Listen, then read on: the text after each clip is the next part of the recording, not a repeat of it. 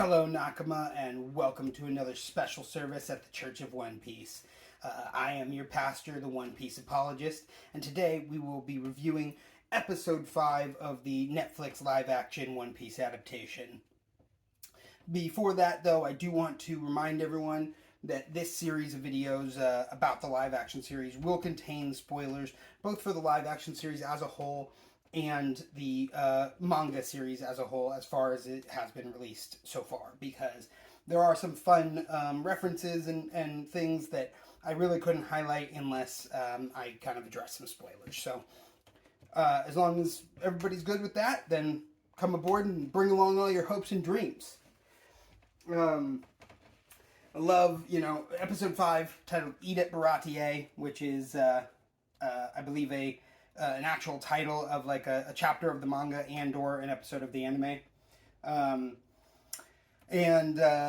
course, Luffy can smell it from far away. He's got that sense of smell because he really likes to eat. So he just food, sail that way. There's food. I love that. I thought that was great. Of course, also Luffy ordering the milk is fantastic. It's a reference to, in the manga version of his flashback with Shanks, Shanks actually, instead of like saying, "Oh, you're an anchor," and then Duncan get it in his nose or whatever, he offers him milk, and then Luffy takes it and drinks it, and he's like, "A real pirate wouldn't drink milk, you're a kid!"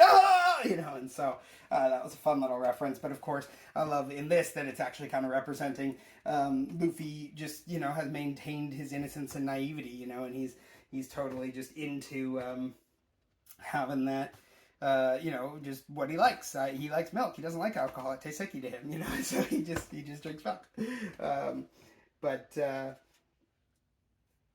Of course, we see that his other crew are all trying to be like kind of adults and order alcohol, and Zoro and Nami get into a drinking contest, which I think is fantastic because it has been shown a number of times that Zoro and Nami are very clearly the two straw hats who can hold their liquor the best.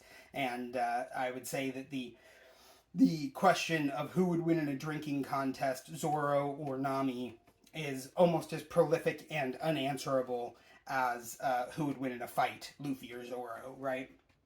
So that's a really fun thing. And then of course Usopp, who I don't know if he's ever even had alcohol in his life, but he gets the big fishbowl meant for all three of them, and he just takes all three straws and starts sucking it down with three straws, and he does get correspondingly drunk, which is hilarious. So I thought that was really, really fun. Down goes Krieg, though, that's what happens when you mess with one of the 7 warlords of the sea, world's strongest swordsman. Mihawk gonna put you down, and I was glad we still got to see Don Krieg and some of his pirates, including Pearl, who was cut down in the background while Mihawk and Krieg were fighting, and we also then saw Gin later at Baratie, and Sanji does feed him the exact same thing that he does in the manga and the anime, so I thought that was kind of fun. But yeah, all in all, I thought that when you have to shorten it down to 8 episodes total, I think that getting rid of Don Krieg, or really actually just having Mihawk finish him off before he comes to the Baratie, whereas of course that's originally what brought Mihawk from the Grand Line to the Baratie, was hunting Krieg. But I would say it was a little bit weirder of a change that Mihawk was commanded by Garp to go there and that he obeyed that command. But regardless, I thought it was fun to see Mihawk just take out Krieg beforehand, and then have it just kind of focus on Mihawk, and then we brought in the Arlong Pirates at Baratie as well. But so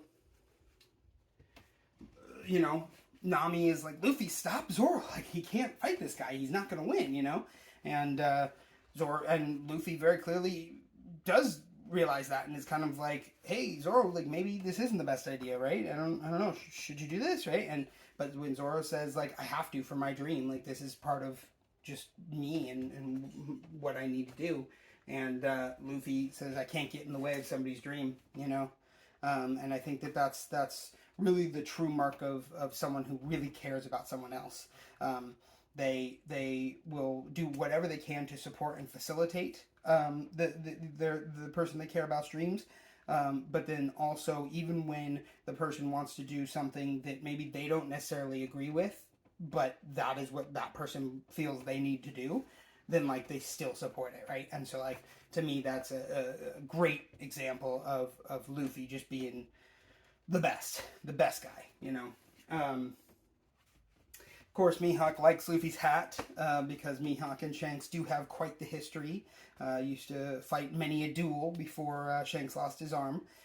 So I thought that was a really fun little reference. We do confirm at the end of the live action series that they know each other because they actually have a scene where they meet. But, you know, I think the early reference of Mihawk just recognizing Luffy's hat was a very fun one. And of course, Yoru the Black Blade. Yoru is Japanese for knight, so Black Blade, you know, and I didn't take like a really close look at it, but I did feel that it commanded the presence it was supposed to on screen, and so I thought that was really, really cool, and I loved seeing it used. Zoro, of course, you know, gets his great famous line of wounds on the back are a swordsman's greatest shame. You know, and so he turns around and presents his chest to Mihawk, and Mihawk respects him enough to let him live, you know. I think that he's like, you're a frog in a well right now, but get stronger and come back and find me, you know, and challenge me again, Roanoa Zoro. And I think that to some extent, though, Mihawk does still put him through another test of if you survive this, right? Like, I'm going to slash you, and if you're not strong enough to live through that, then you don't deserve to be the world's greatest swordsman, you know? So, like, come to me when you're ready again, you know? And, you know, I did think, unfortunately, though, the one thing I will say about this particular episode is the Zoro, you know, I'm never gonna lose again!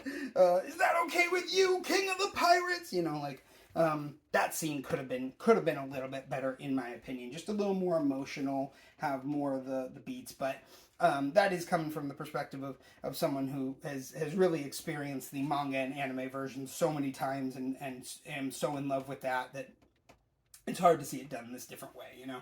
So hopefully it did, I think, do for people who weren't as familiar with the series, hopefully it did do for them what the manga and anime versions do for me.